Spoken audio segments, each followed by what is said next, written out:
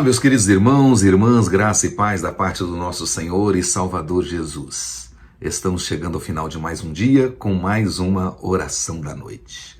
Dando sequência às nossas devocionais, quero hoje meditar com vocês Romanos capítulo 12, os versículos 14 e a parte A do versículo 17. E diz assim: abençoai os que vos perseguem, abençoai e não os amaldiçoeis.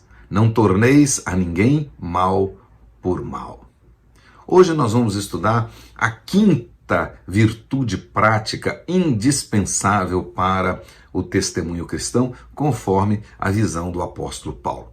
E está claro para nós aí que esta quinta virtude tem a ver com abençoar sempre, abençoar inclusive os de fora.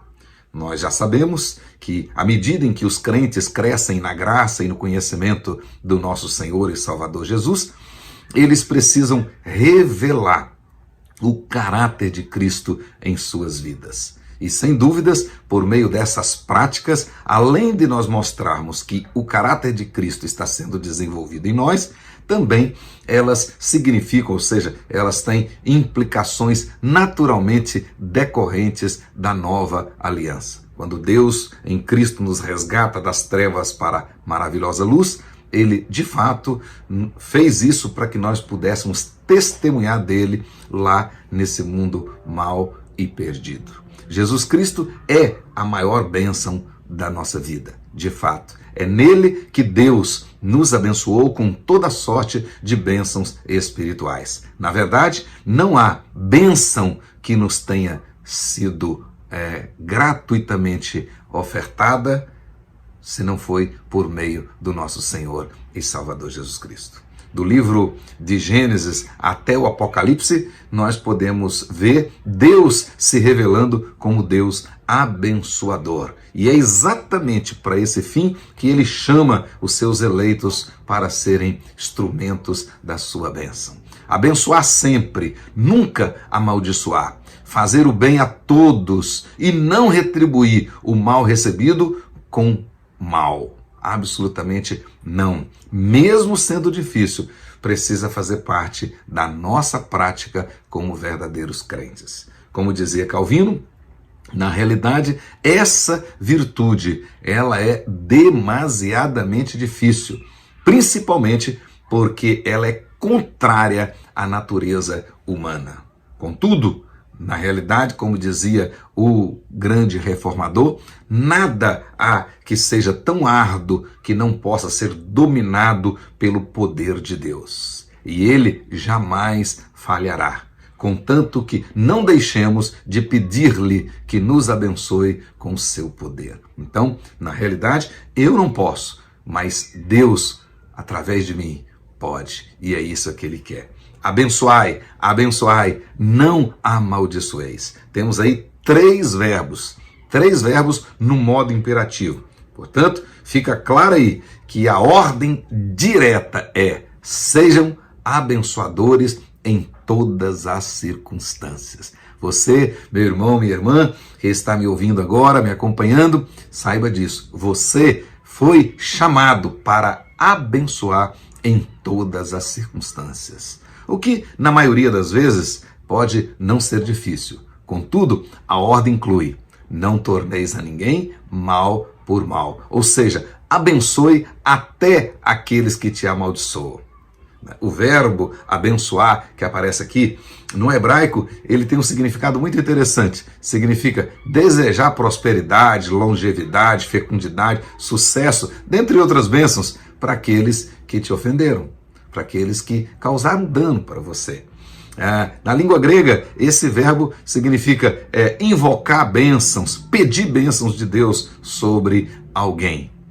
Nesse sentido, é que Deus determinou, que Deus instituiu a bênção que os sacerdotes deveriam ministrar sobre o povo. E diz assim, lá em Números capítulo 6, versículo 22 e 27. Disse o Senhor a Moisés: fala a Arão e aos seus filhos, dizendo: assim abençoareis os filhos de Israel. Dir-lhes-eis o seguinte: o Senhor te abençoe e te guarda. O Senhor faça resplandecer o rosto sobre ti e tenha misericórdia de ti. O Senhor sobre ti levante o rosto e te dê a paz. Assim porão o meu nome sobre os filhos de Israel e eu os abençoarei.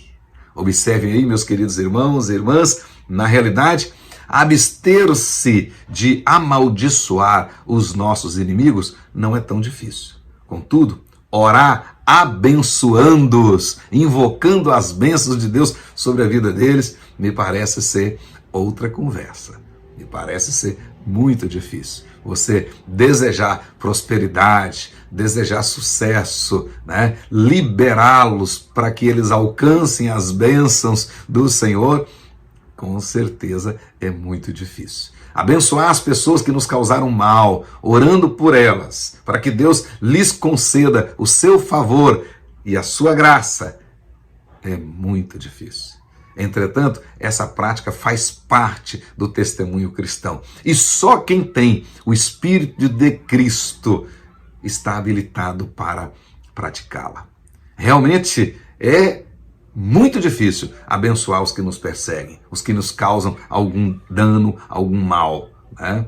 Entretanto, é necessário, faz parte do nosso testemunho. Nós podemos até não querer vingar, é mais natural, mas abençoar é difícil. Orar por eles é difícil, mas esse é o grande desafio do cristianismo. Essa é a exortação do apóstolo Paulo. E essa exortação, na realidade, ela é dupla. Ela tem relação com você fechar o seu coração para o acesso da raiva, da amargura, do ódio, do ressentimento, e ao mesmo tempo frear o seu ímpeto de justiça própria, ou seja, o seu desejo de vingança. Antes do apóstolo Paulo, Platão dizia que o homem bom, ele preferirá antes suportar o mal do que cometê-lo. O cristianismo vai além de Platão. Para o cristão, para o cristianismo, o homem bom não somente suporta o mal e se esforça para não cometê-lo, como também, se receber o mal, ele não paga na mesma moeda. Quando o cristão é ferido, é insultado, maltratado, ele tem diante dele o exemplo do seu mestre, que sobre a cruz pediu perdão pediu que Deus perdoasse os seus algozes, aqueles que estavam matando. Estevão aprendeu com o Senhor Jesus e viveu essa lição. Morrendo, ele pediu perdão para aqueles que o apedrejavam. Pediu que Deus os perdoasse. E interessante, aquela atitude de Estevão foi, na realidade, um grande testemunho. Tinha um jovem ali por perto, observando aquilo, e se comoveu com aquela atitude. E esse jovem chamava-se Saulo e se tornou Paulo, né? Portanto, na realidade, o que aproximou Paulo ou Saulo de Jesus foi exatamente o testemunho de Estevão, pedindo que Deus perdoasse os seus algozes. Olha que coisa maravilhosa. Como dizia Agostinho, a igreja deve Paulo ao testemunho de Estevão. Meus queridos irmãos, essencialmente, vocês e eu, nós somos chamados para abençoar.